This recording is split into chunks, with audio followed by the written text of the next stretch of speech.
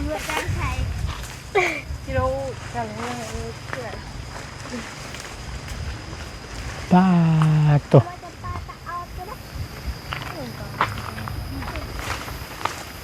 ฮึบ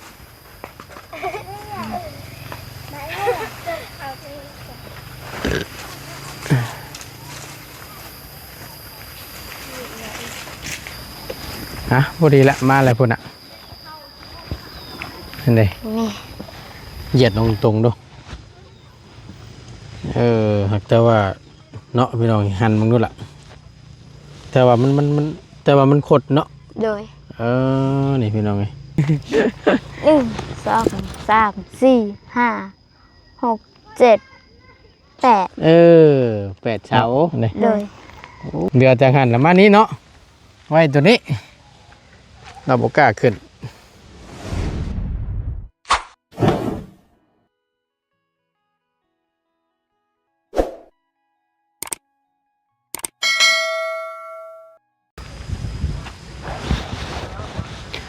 เอาก่อนอื่นพี่น้องกราบทักทายสบายดีและสวัสดีเด้อพี่น้อง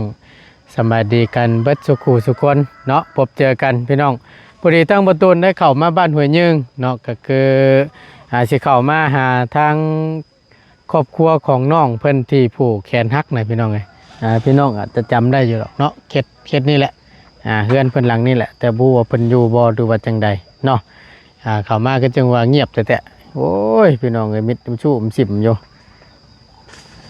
ป้าประเทศอย่างนี้นะบักต้องเห็นบ่พี่น้องโอ้ยบ่ยันตกบ่อนะเบิ่งผู้พี่น้อง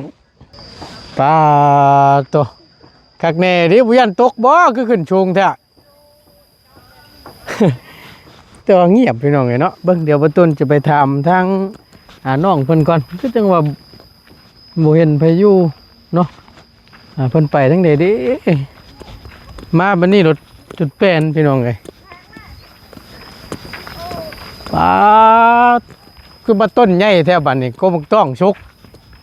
หมากมันได้พี่น้องตู้ต้นตรงนี้เดือมตุ้มเติมอยู่เขาให้นี่เนาะ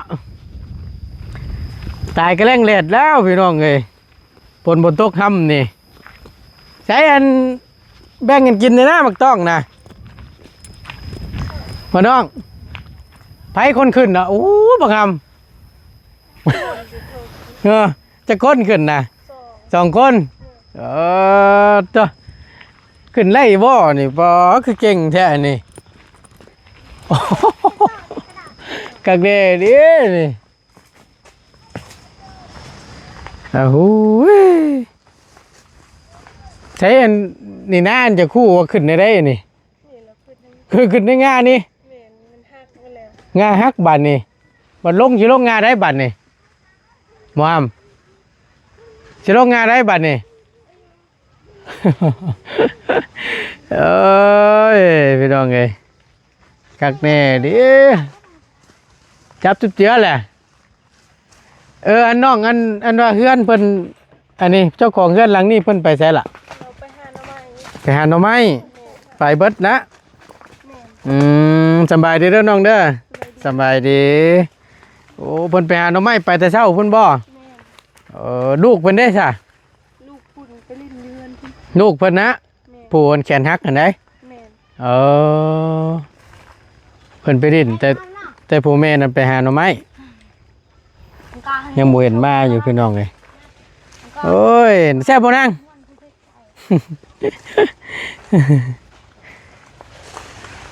เดี๋ยวต้นจะพูดคุยกับน้องเพิ่นนี่แหละพี่น้องเอ้ยพอดีแล้วมาเยี่ยมยามตามข้าวเพิ่นเป็นอะไรแน่แขนเพิ่นเช่าหรือบ่เนาะหมักต้องบ่ล่ะขอบใจหลายๆขอบใจเนาะใครแม่นว่าคนนั้นบ่แม่นเหรอนั่นใช้เอิ้นเพิ่นมึงด้วยชื่อในสัมภาษณ์เนี่ยเอิ้นว่ามึงดูเพิ่นสิถามข่าวเพิ่นนี่เดี๋ยวไม่ป้าจุน่ายนอนยาสัมภาษณ์เนี่ย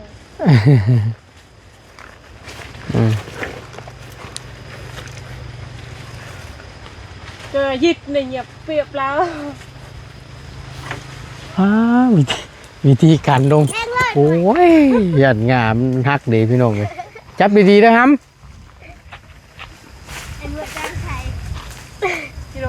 ป้า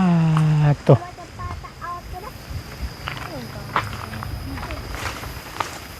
ฮึบ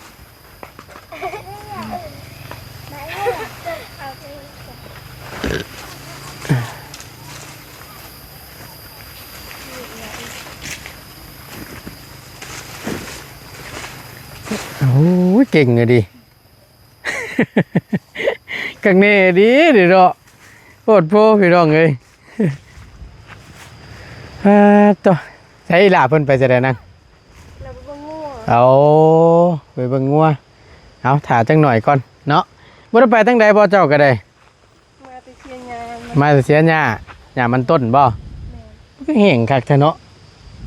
ฝนบ่ตกบ่อยู่ทางพี่ก็ได้ หมอ เอาเข้าให้จนเหี่ยวจนแห้งพี่น้องเอ้ยโหดโพมาเอามักตอกมาต่ำบ่ แม่ อืมอู้ พอ เนี่ยพี่น้องเอ้ยอืมบ่กล้ากินบ่ได้เนาะเพิ่นขึ้นชูงโพด ต้นใหญ่ดิพี่น้องโอ้ชุดๆมาแง้วบ่เป็นบ่ปีนี้มาแง้วหมักไฟนี่บ่มีหมากเนาะแม่นแล้วว่าต้นมาแง้วแล้วอ่ะน่ะแม่นบ่บ่เป็นปีนี้ก็ได้ ตายหมดเลย ตายเบิดเลย ห้าม โอ้ยแอร์ค่ะ แท็กแม่ยิงช่วยดำแน่ มีหมักลาแม่บ้านออกแม่ครับมือ เอาเดี๋ยวถ่ายล่ะเพิ่นมาก่อนจังหน่อยหนึงพี่น้องไปเบิ่งงัวว่าซั่นใหญ่งัวเนาะพี่น้องเอ้ยระหว่างรอทางอีหล่าเพิ่นมาเนาะมาเบิ่งเฮือนชันลันเป็นเพิ่นถากก่อนจักหน่อยพอตูนจำได้ตั้งแต่บ่ยาวซื้อมาให้ตอนนั้นแหละพี่น้องเอ้ยจังกะสีเพิ่นแผ่นจักแผ่นบ่แล้วก็มุงกระตูบตัวนี้เนาะไม่แนบเต็งลงนี้พี่น้องเอ้ยนี่เห็นปะ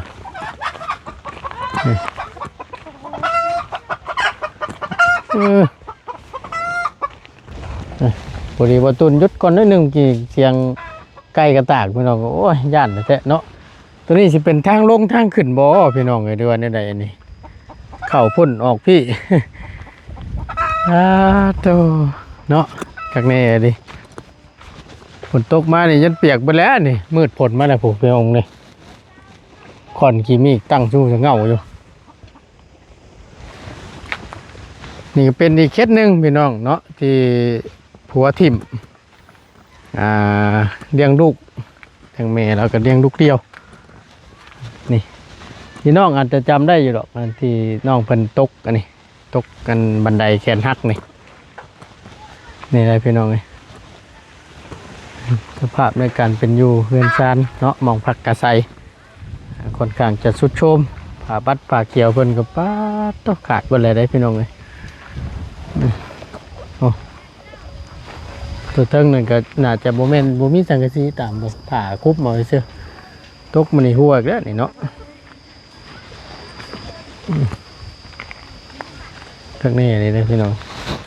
แต่ดูต้นมาต้นเชื่อว่าได้แต่แม่เราไปหาหน่อไม้ว่าสันถามน้องเพิ่นเมื่อกี้นี่มาแล้วพวกถึงนี่ดิ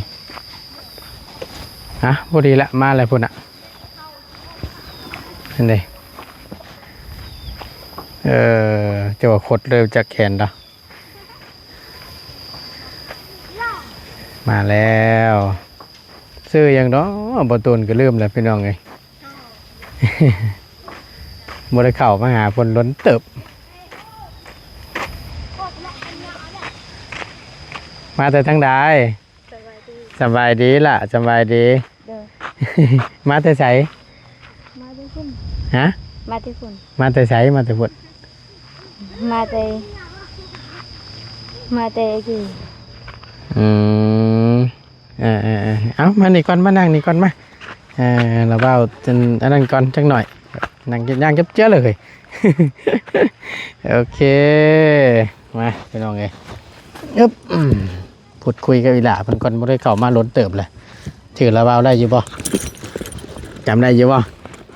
นะจำบ่ได้ซัก โดย แล้วกันบานนี่พี่น้องเลยเอาขออนุญาตนิบไม้หน่อยโอเคเนาะเป็นจังไดอาการแขนเจ้าดีขึ้นแล้วบ่ ดี ดีแล้วเบิ่งหายข้างได้ฮัก ข้างนี้ เหยียดตรงๆดูฮักแต่ว่าเนาะพี่น้องหันมึงดูล่ะแต่ว่ามันแต่ว่ามันขดเนาะ โดย นี่พี่น้องไงมันขดในก่อเชวานี่ มันคด เนาะ โดย แต่ว่าตอนนี้เจ็บอยู่วะนะเจ็บบ่ เจ็บอยู่ เจ็บอยู่ โดย เจ็บในช่วงใดตรงคอนี่บ่หรือว่าช่วงนี้ อือหือ ข้างในนี่พี่น้องอันนี้นี่เป่านำบ่ บ่ กินยา โดย ตั้งแต่ช่วงนั้นไผโน่พาไปพี่น้องเบาจันทร์บ่ที่พาเจ้าไป โดย แม่นบ่ โดย ไปพบหมอเนาะ โดย หลังจากนั้นก็เพิ่นก็ได้วางหืดวางยาให้บ่ให้กินยานํ โดย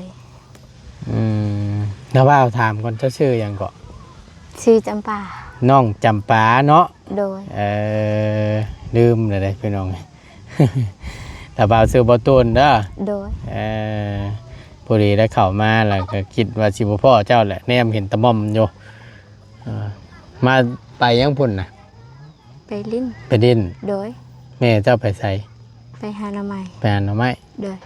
ไปแต่เช้าพุ่นบ่ โดย ยังบ่ทันมาอยู่ ยัง กินแล้วข้าวเจ้าก็ กินแล้ว กินแล้ว โดย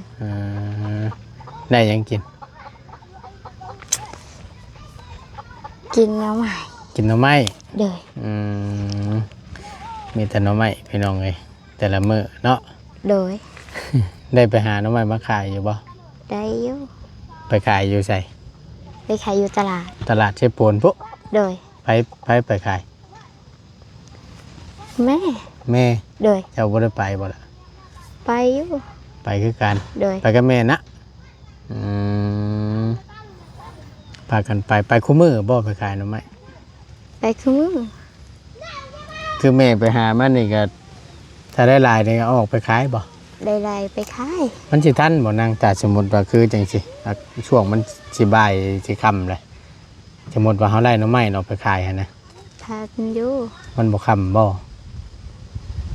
ได้ขายเบิดอยู่บ่แต่ละมื้อ หมดอยู่ ตรงเท่าไรล่ะ ทงซิป ตรง10,000 โดย หน่อไม้หน่อมิตรโนงามนี่เนาะโอ้คักได้พี่น้องเลยหน่อไม้ต้มคักๆจักบาทนี่เนาะว่าหน่อไม้หน่อขาวๆต้มจ้ำเจียวนี่วะ โดย แซ่บแล้วเนาะ เพราะอะไรแต่หาหน่อไม้เนาะแม่เจ้าก็ไปขาย โดย เราบ่ได้ไปเฮ็ดเวียกแนวอื่นบ่ ไปอยู่ รับจ้างหยังล่ะ เขาฮึกจาก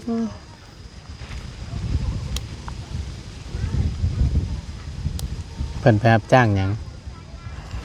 จากว่าฮู บ่ฮู้คือกัน โดย อย่าไปรับจ้างอันเพิ่งเตือเพิ่นไปทางไม่มิกบ่หรือว่าไปเสียหญ้า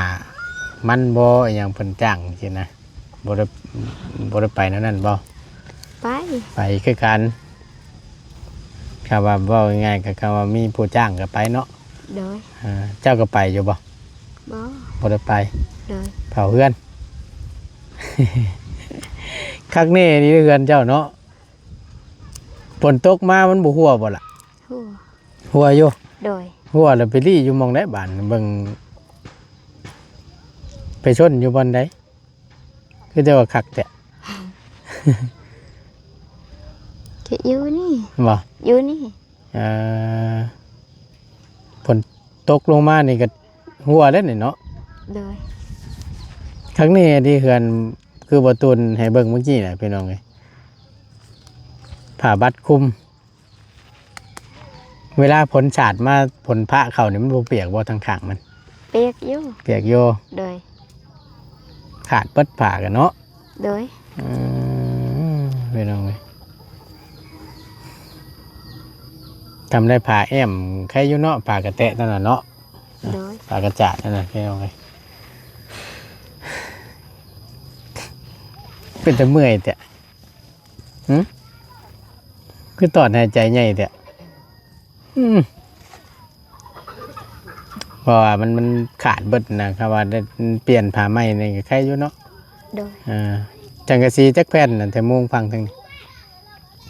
ประมาณจักแผ่น บ่ฮู้ ฮะ บ่ฮู้ โมโห เด้อ ไผเป็นคนเฮ็ด อยู่พี่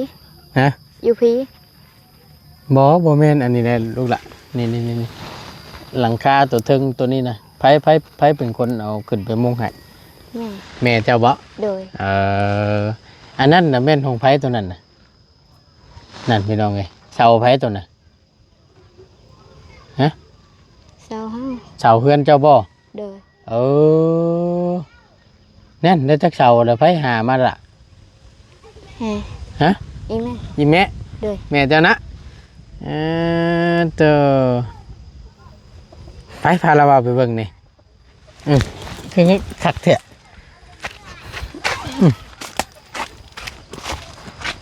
โอ้เป็นของเจ้าบ่นี่นะหมอนาง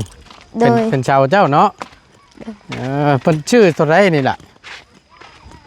ชื่อบ่หรือว่าแนวใด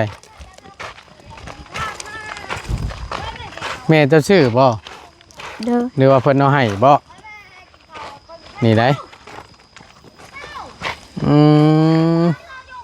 ตัวนี้ชาวนี่สิเป็นชาวเก่านี่เนาะ โดย เพราะว่าเบิ่งบางบางบากนี่นะพี่น้องนี่แม่นตัวนี้แม่นเบิดเลยบ่หรือว่าแม่นเฉพาะตัวนี้หรือตัวนั้นเสากันเจ้าน่ะ แม่นั้น แม่นเบิดเลย โดย โอ้ยดีแล้วฉันเนาะตัวพี่น้องกันจักเช้าล่ะประมาณจักเช้านับเบิ่งดูนี่นับเบิ่ง 1 2 3 4 5 6 6เช้า โดย ใช่นับเบิ่งคักเข้าไปนับเบิ่งคัก1 2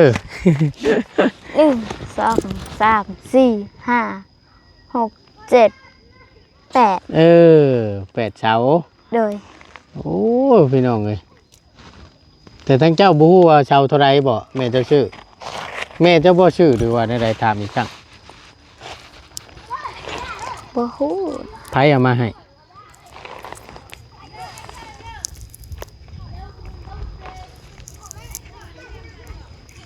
ซื้ออยู่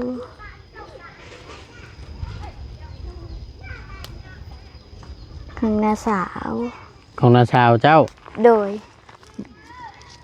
เป็นเช้าของน้าสาวเจ้าบ่หรือว่าเป็นของเจ้าของแม่เจ้าเอง ของหน้าสาว โมเมนต์ของแม่เจ้าบ่ซะ บ่ ใช้เจ้าว่าเมื่อกี้นี่เป็นเช้าเฮือนเจ้า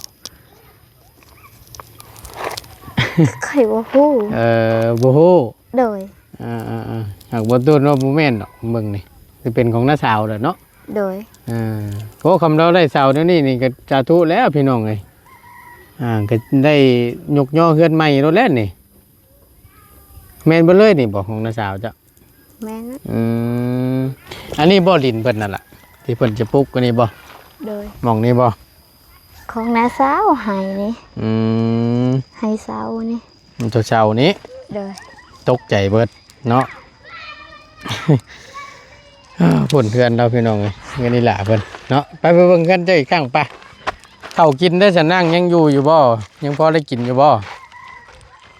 เบิดแล้ว หมดอยู่ ฮะ ใกล้จะหมด ใกล้สิเบิดแล้ว โดย ใช้เรือลายปันใดเบิ่งดูหาละบ่าวเบิ่งดูไปยังตัวนี้นี่ทางขึ้นบ่ตัวนี้ฮะ ให้ทางให้ เอาทางนั้นบ่ โดย